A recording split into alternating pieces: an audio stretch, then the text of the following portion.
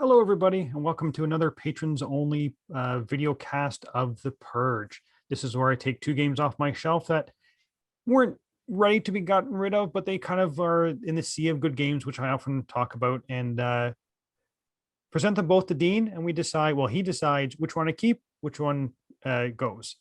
Now, as of yet, we have not had two games which Dean has said you need to get rid of both of them. I think last one was pretty close with Dice Brewing and Home Brewers. Dean wasn't overly taken with either one of them.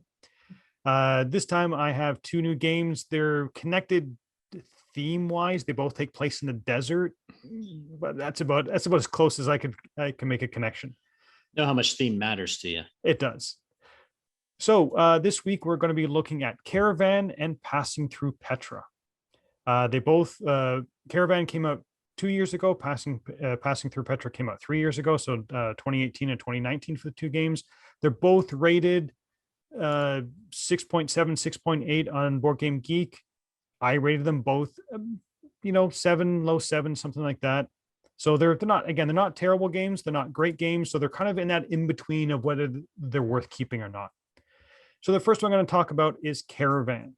So Caravan is actually one that surprised me. I was not expecting to like it as much as I did. This is an abstract strategy game masked as a Euro game. It does play multiple players, so you can play up to 4 players, 5 players, I think it is, 4 players. And the board game is pretty basic. Board game is just hexes in a desert. So brown board with hexes on it. And there are spaces on them that have different colored gems on them. So you're gonna have a space for blue gems and one for purple gems and red gems and white gems. There are also 8 positions on the board that have big numbers on them. At the beginning of the game, you're going to draw a bag and you're going to draw 8 cubes that match the color of the gems, and they're going to be placing them on these 8 spots. So the 8 spots are different from the gem spaces. Basically, the gem spaces are the destinations. And you're trying to get the cubes from where they are to their matching color. And the way you do this is each player has, depending on how many players and how difficult you want the game, normally you start with 5 camels. So I have 5 camels of my color. I have so many action points per round. I believe it's 4 once the game gets going. And for an action, I can put out a camel.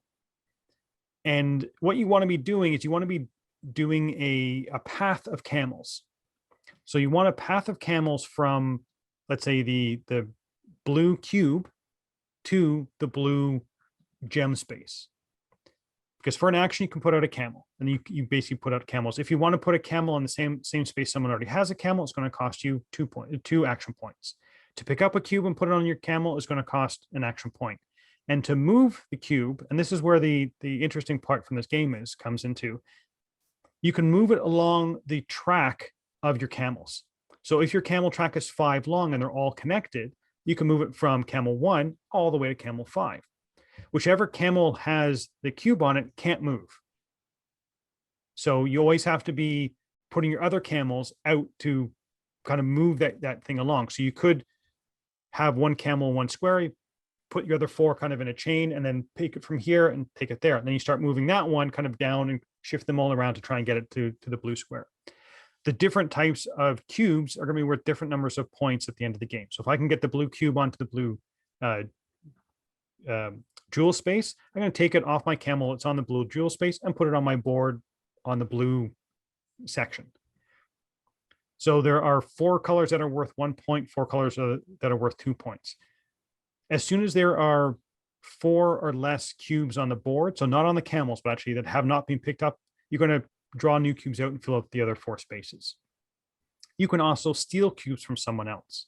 So if you are on the same space as, like if Dean is on a space with one of his camels and he has a cube on his camel because he hasn't moved it yet, and I put my camel on the same spot, for an action, I can steal the cube off of Dean's camel and put it underneath my camel. So that cube cannot be stolen again until I move it to another camel. Because some cubes are going to be worth more points, and because it's random, the distance from cube to destination could be very long or could be very short. And just because it's long doesn't mean it's going to be worth any more points. This game's going to go on until all the cubes have been drawn from the bag. Then you do final scoring. You're just going to look at how many things you've delivered. and score points based on that. You're going to score negative points from if you have cubes left on your camels on the board. It can be, well, it will be mean because you will be stealing things off of other people.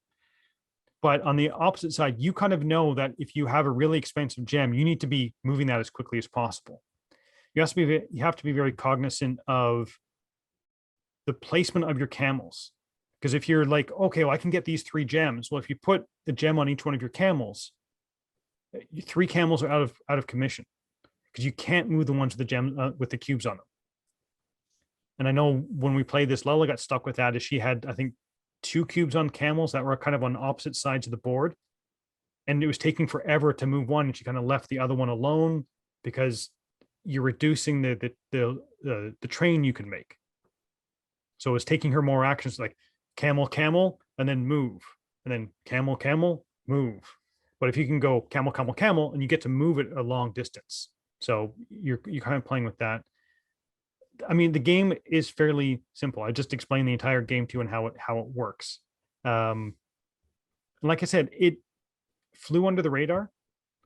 I think it's slightly better than what it's ranked on Board Game Geek, and I think a lot of people just saw the cover because it's a pretty boring looking cover, and even the components they're fine, except the camels are actually the dromedaries. No, what's the other one? Back. Whatever the ones. One's the 2 humps, the ones that start with the B. The cube actually sits on the back of the camel, so that works nice. But yeah, it's a kind of a nice, simplistic, abstract strategy game that actually works very well with 4 players. What's the game length? It's going to take about an hour. Okay. 45 minutes to an hour. I think with 3 players, you're talking of half an hour to 45 minutes. So when you're putting your camels out, you can put them out anywhere, right? You don't have to like build one upon the next, right? You can choose to put them in any space. I think it's any space, yes. And it's just pay more if someone else's camel's already there. Let me think. Or do you have to build out a chain? I can't remember whether you have to build a chain or whether you can just place them anywhere. Well, the only reason I was thinking was, since there's that take that mechanism, if you can just go willy-nilly wherever you want and then steal a cube, and it can't be stolen back until it's moved to another place, other than the fact that you're locking down a camel for yourself, why wouldn't you just be doing that like all the time? But ultimately you gotta chain them together to move the cubes, though. Yes, you do. I have a feeling you have to move out from one of the cities or one of the gem spaces. Okay. Yeah, because I'm looking at one of the photographs and it's like I see a green one by itself, but it's in one of the numbered spaces. That's a gem space. Is that what that is? No, the gem spaces are the ones with all the gems around. The gems around them. Yeah. So the numbered spaces are where the cubes start. Yeah. Yeah. So I see a green one there by itself. So I'm assuming you can start there. And then the rest of them look like they're chained off of one of the gem spaces. So it sounds interesting. I mean, it's, I guess without the take that in it, it'd be very boring. It'd just be a simply, pick up and deliver style game. So I mean, the take that's probably necessary. So is this a 2-player game only? Nope, it's 2 to 4. 2 to 4. Yeah. I've played it with 4 players as well. Does it get pretty chaotic? It gets pretty chaotic, and it becomes near the end of the game, because there are certain cubes that are worth more points. You have an awful lot of people going after that, and it's like, okay, who's going to be the first person to?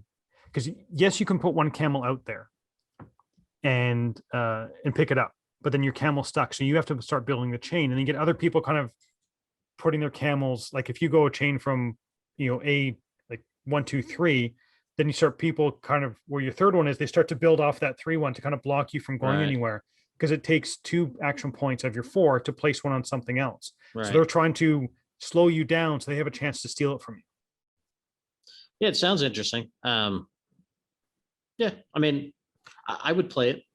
Yeah, and like I said, keep it though, I don't know. Okay, so before you make your decision, Okay.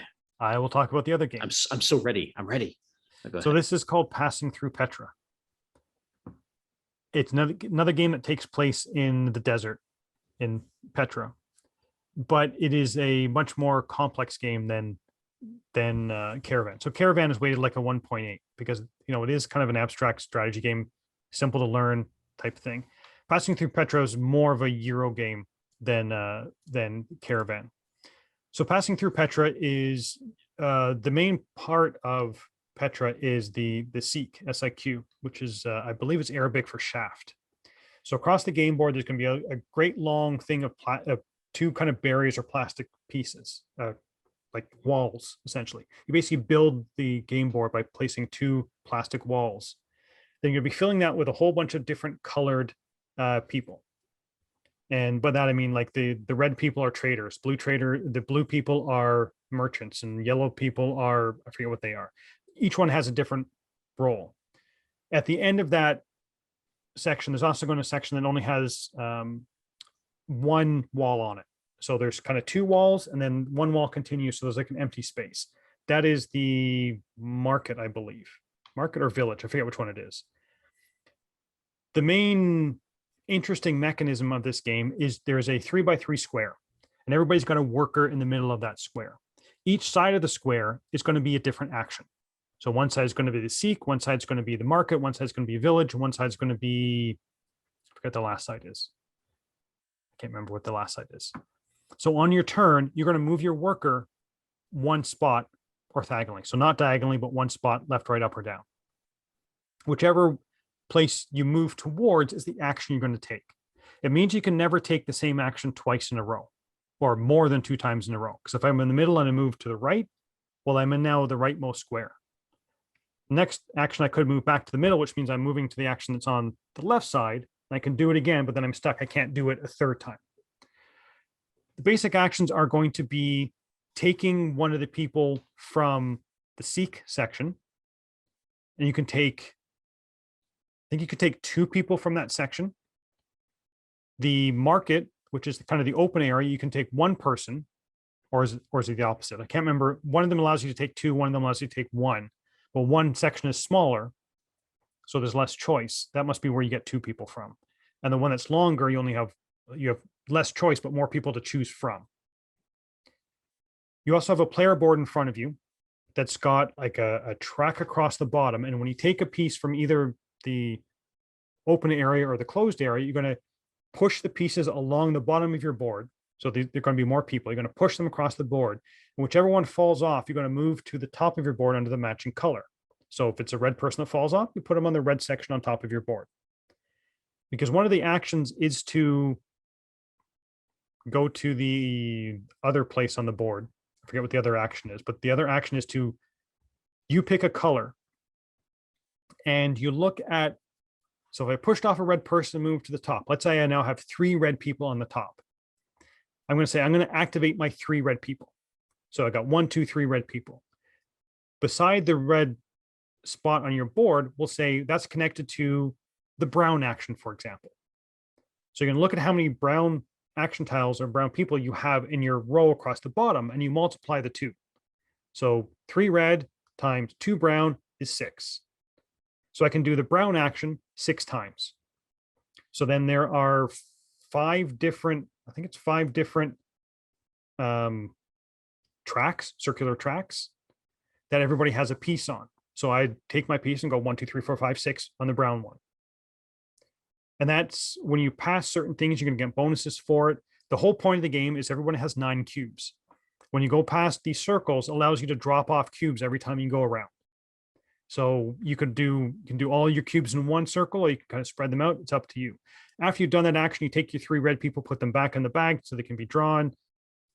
And then I can't remember whether you take the people from your action row or not. But that's essentially the game. Is you're going to be taking people from one of the 2 rows, adding them to your player board, pushing people off your player board, moving them to the top, then activating the people at the top to allow you to do the multiplication to move around one of these circles. So take, push, move, activate, circle.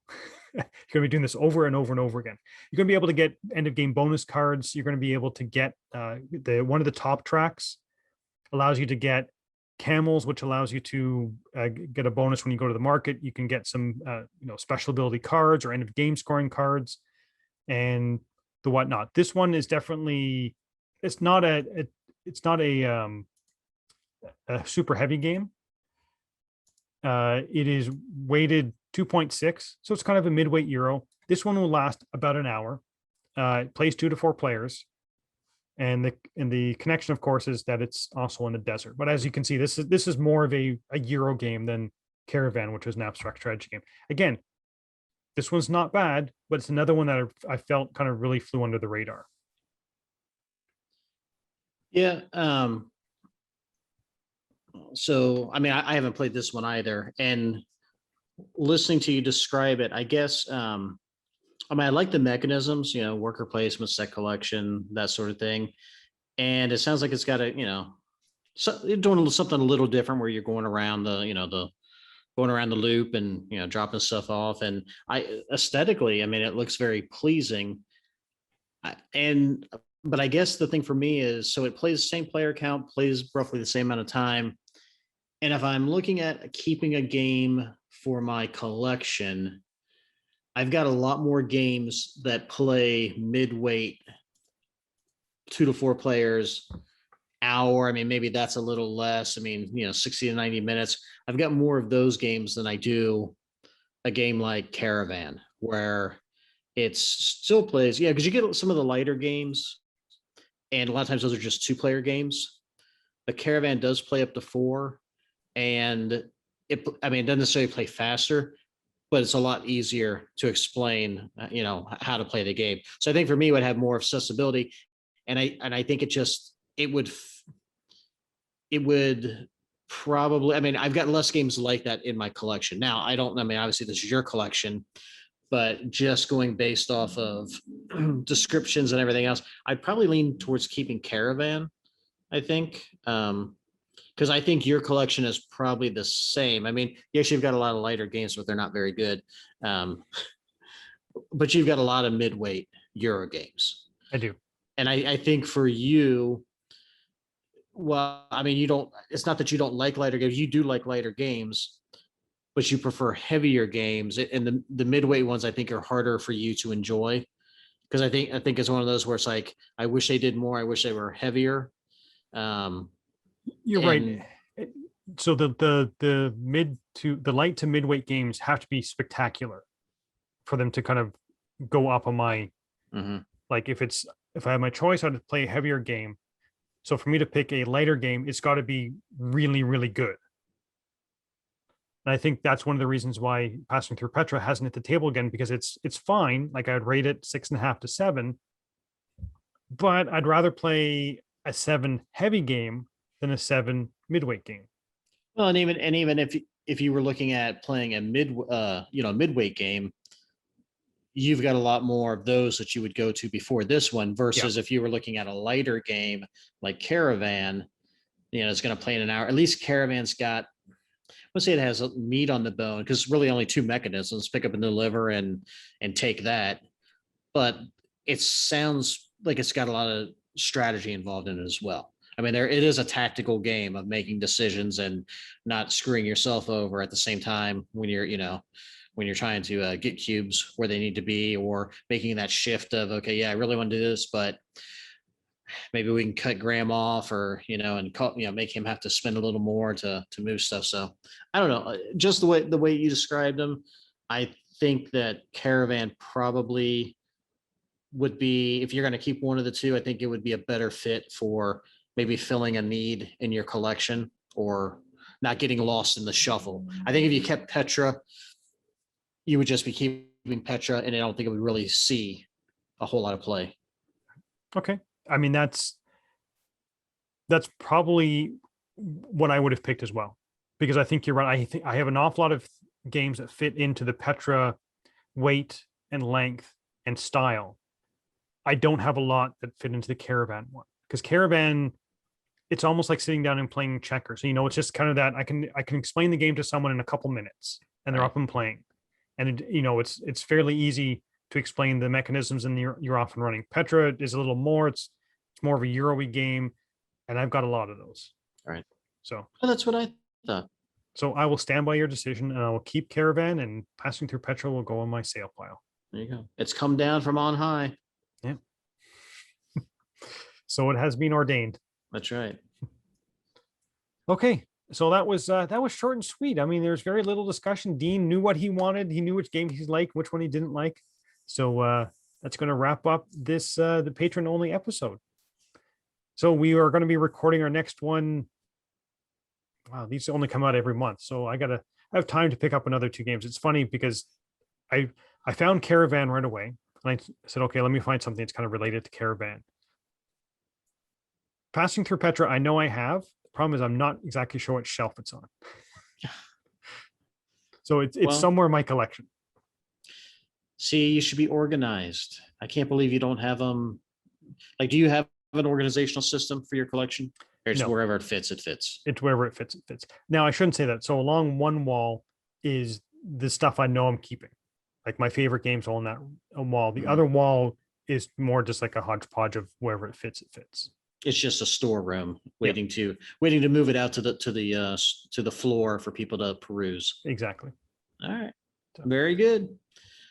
So I think with that, we shall wrap this up. So again, if you played both the games or either one of these games and think Nina's made a terrible mistake and I should be keeping Passing Through Petra, please leave a comment below. And I'm sure with our patrons are already subscribed to the channel. If not, we encourage you to do that. It helps us out. Not sure why. I'm trying to get us to like 1,000 people so we can start making money off this channel. So 1,000 people. I don't think we have that much time left in our lifetime. But anyway, we appreciate all our Patreon backers, and hopefully you enjoy these. Again, if you are a Patreon backer and you're not enjoying these, I mean, we're making these for you. If you don't like them, let us know. Maybe we can try something else. But this is something we decided to try, and we're making them for you. So if you're not enjoying them, let us know. If you like them, again, let us know. Leave a comment on this video or tweet, email, the usual stuff. So until next time, thanks for watching, everybody. See ya.